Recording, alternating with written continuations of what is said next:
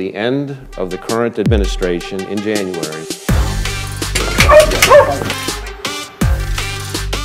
আগামী বছরের 20 জানুয়ারি যুক্তরাষ্ট্রের প্রেসিডেন্ট হিসেবে ক্ষমতা গ্রহণ করবেন ডোনাল্ড ট্রাম্প। তার ক্ষমতা গ্রহণের আগে ইতোমধ্যেই পদত্যাগের ঘোষণা দিয়েছেন দেশটির এফবিআই প্রধান ক্রিস্টোফার রে।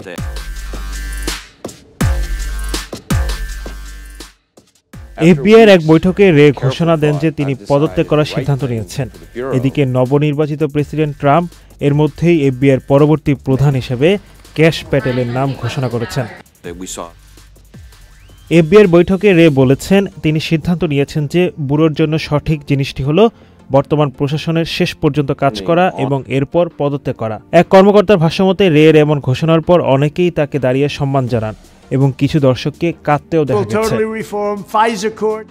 2017 সালে রেকে 10 বছরের জন্য এফবিআই প্রধান হিসেবে বেছে নিয়েছিলেন ট্রাম্প। তার পরবর্তী সময়ে ট্রাম্পের চক্ষুশূল হয়ে ওঠেন রে। সম্প্রতি ট্রাম্প বলেছেন রে এর পদত্যাগ আমেরিকার জন্য একটি চমৎকার দিন হবে। বুধবার ক্যাশ প্যাটেল বলেছেন তিনি ক্ষমতা হস্তান্তরের জন্য অপেক্ষা করছেন। তিনি বলেছেন সিনেটররা চমৎকার, আমি তাদের পরামর্শ এবং সম্মতি প্রক্রিয়ার মাধ্যমে তাদের আস্থা এবং এফবিআইয়ের আইন শৃঙ্খলা ও সততা পুনরুদ্ধারের জন্য উন্মুখ হয়ে আছি। প্রশ্ন আসতে পারে এফবিআইয়ের প্রধান হিসেবে নিযুক্ত কে এই ক্যাশ প্যাটেল। ট্রাম্প এফবিআইয়ের প্রধান হিসেবে বেছে নিয়েছেন ক্যাশ প্যাটেলকে। এমনকি ট্রাম্প প্যাটেলকে আমেরিকার ফার্স্ট ফাইটার বলেছেন। ক্যাশ প্যাটেল 1980 সালে নিউ ইয়র্কে জন্মগ্রহণ করেন। ক্যাশের বাবা মা দুজনেই গুজরাটি।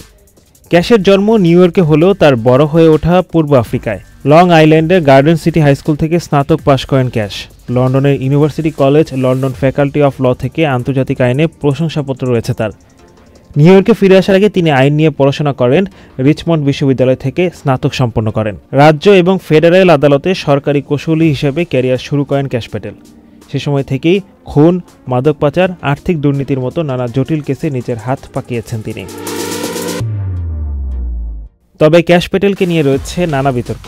প্রেসিডেন্ট হিসেবে ডোনাল্ড ট্রাম্পের প্রথম মেয়াদে বিতর্কে জড়িয়ে পড়েছিলেন ক্যাশ প্যাটেল। প্রাক্তন হাউস ইন্টেলিজেন্স কমিটির চেয়ারম্যান ডেভিন নুনেসের সহকারীর দায়িত্ব পালনের সময় 2016 সালে ট্রাম্পের প্রচার এবং রাশিয়ার মধ্যে যোগাযোগের বিষয়ে এফবিআই তদন্তে নেতৃত্ব দিয়েছিলেন তিনি।